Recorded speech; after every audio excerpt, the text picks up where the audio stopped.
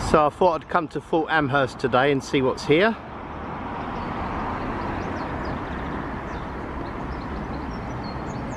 Let's have a look round.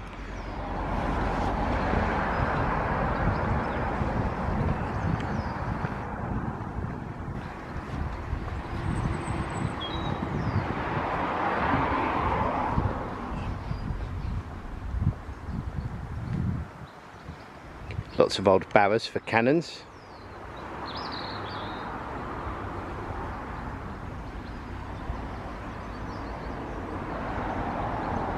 Plenty of cannons.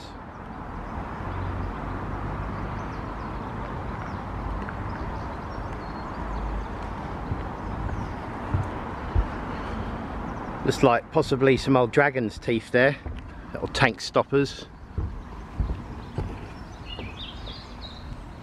Pretty cool gun. So when you go to anywhere, for example like Grain Battery Tower, you'll see these on the floor, obviously not the gun, and that's how the gun would have been positioned.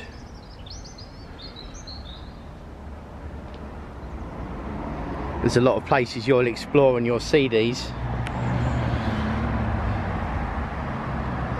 circles with the bolts on, so that shows you how the guns would have looked on a 3.7-inch heavy anti-aircraft gun. Again, you can pause all this and read the text. Got searchlights, other guns.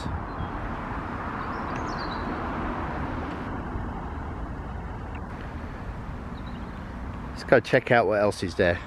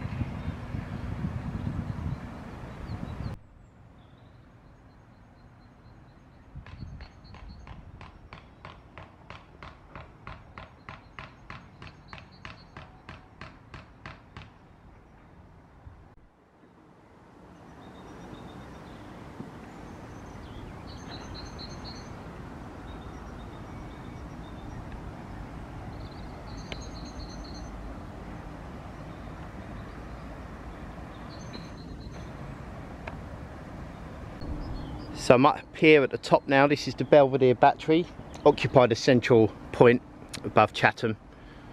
You could move these cannons anywhere. They're facing out this side towards the Great Lines, but you could also turn them round. It's capable of all-round defence should other parts of the fort fall.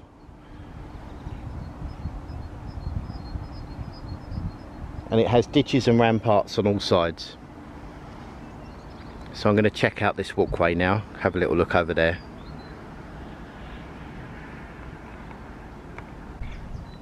This is the final part of the Belvedere Battery. I just noticed these cannons here as I was going towards the bridge.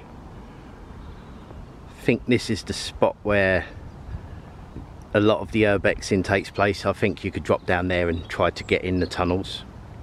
The dodgy way, of course. There is a guided tour here.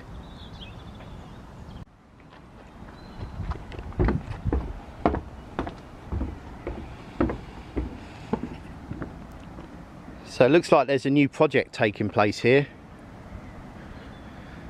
Scaffolding's up there. can start to get a feel for it now.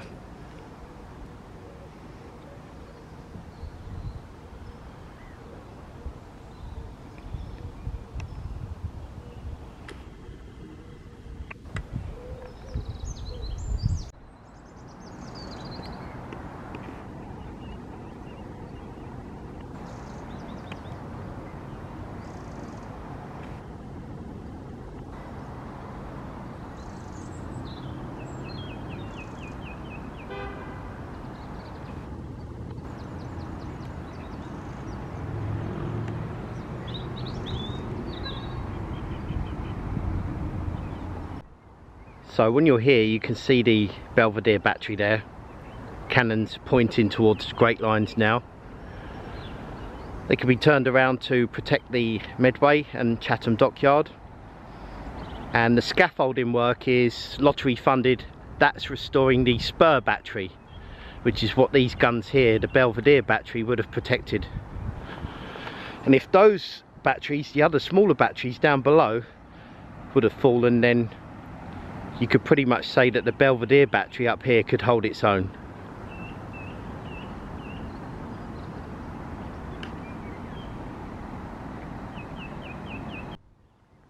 So this is the part that's lottery funded that they're restoring, the spur battery. I probably would try and be a bit cheeky, but there's workmen down there. Because it's lottery funded, there's not always work being done here. But it's all free. You just go to the CAF, put your registration number in, and it's free. You can just walk around this part that I've done today. And there are guided tours of the tunnels.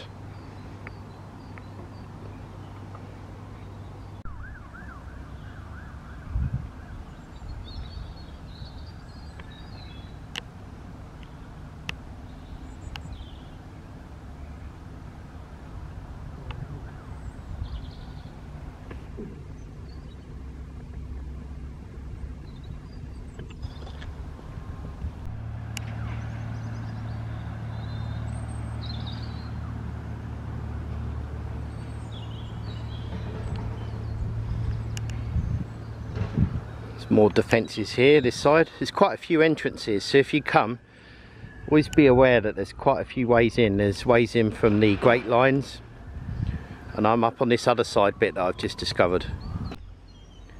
Just on the way back, going to head to the Naval Memorial on the Great Lines. Just need to mention this bridge, which I filmed on the way already. This is built by H Squad, the Gurkhas, the awesome Gurkhas, in 1987.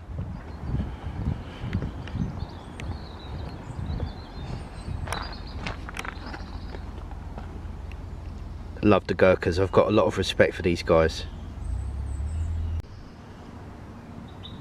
So here is an expense magazine. It's where they would have kept the black powder for the cannons.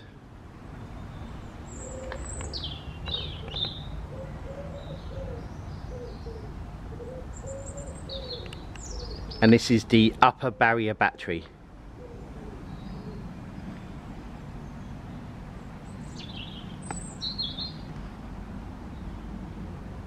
A 2-gun battery, as you just saw, and this was used to protect the former drawbridges. So I'm trying to get ahead now. That was a bad joke, I know. Could be Kitchener, but definitely going to be doing some big things here by the looks of it.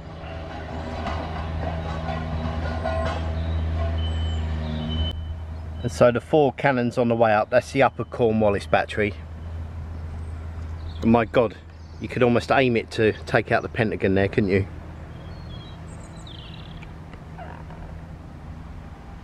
The shopping centre, that is, not the one in America.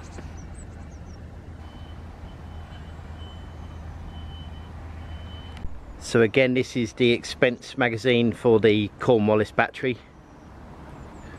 So your cannons are just up there.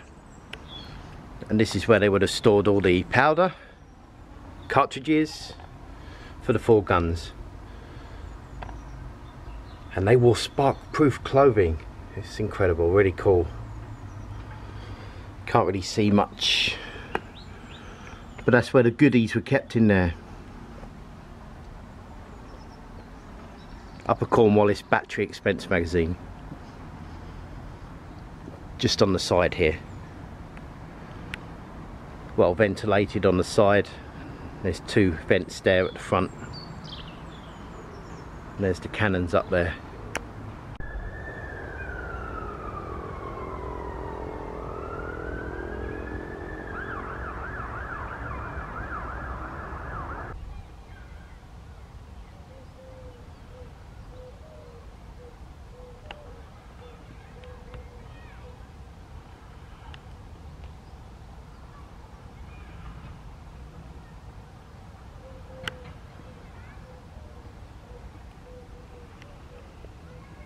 So I'm here at the Naval Memorial on the Great Lines.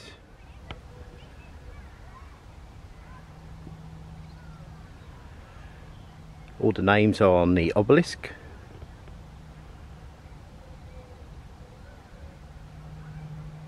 Again, pause it if you need to read it.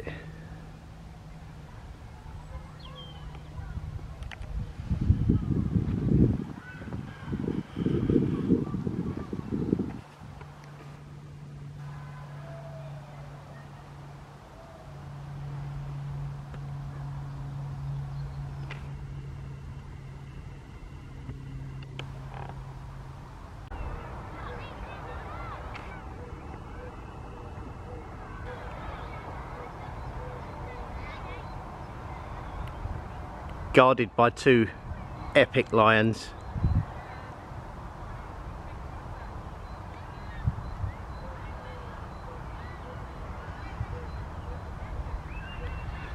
It's really too big even to do a video on, really, so I'll do a quick walk round. But this just ties in with my video for the dockyard and Fort Amherst. And Fort Amherst is the largest Napoleonic fort in Britain.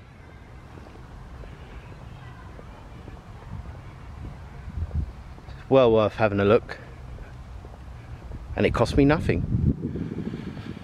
But like I say, if you want to do a tunnel tour, you can pay for that. I'm not sure how much it is.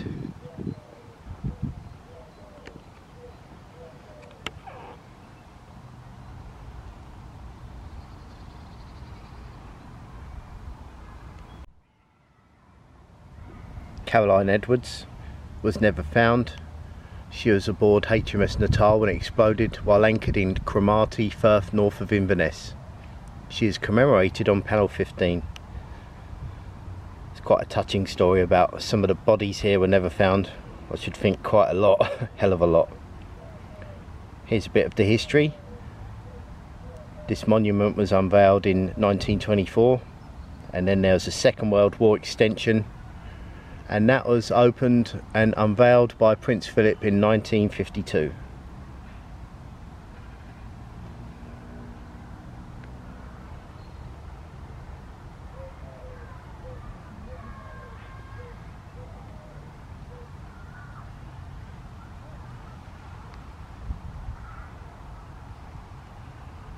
There's various other boards here. So many people on this memorial. Minesweepers, commandos, merchant cruisers, Pacific, all over the world. Mine layers, air arms, submarines, you name it.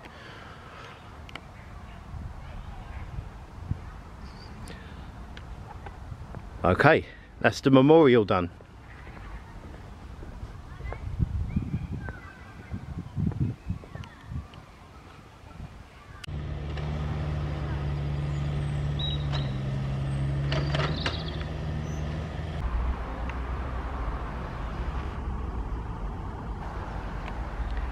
I like this gun here. It's a World War I Hotchkiss gun and it's been restored.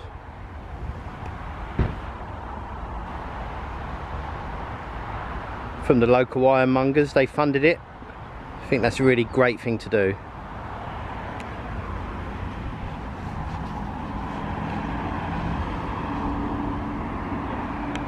Here's the guns at the entrance again, quickly. Searchlight. That lovely gun there. Various cannons. It's all about the cannons here, as you've probably realised.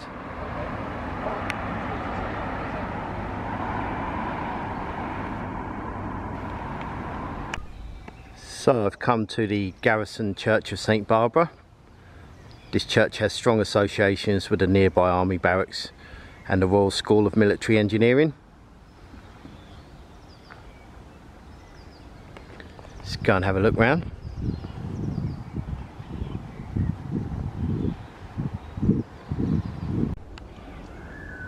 Well, we can't go in, but we can walk round, and there's perspex protecting the stained glass windows, which is quite a new one. I haven't seen that before.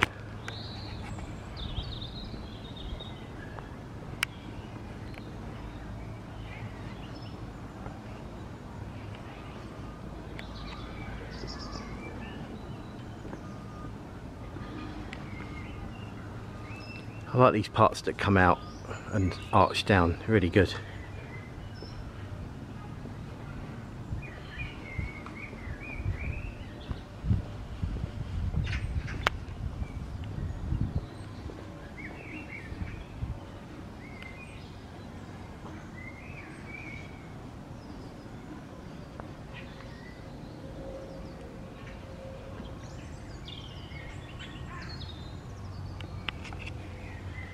Wow.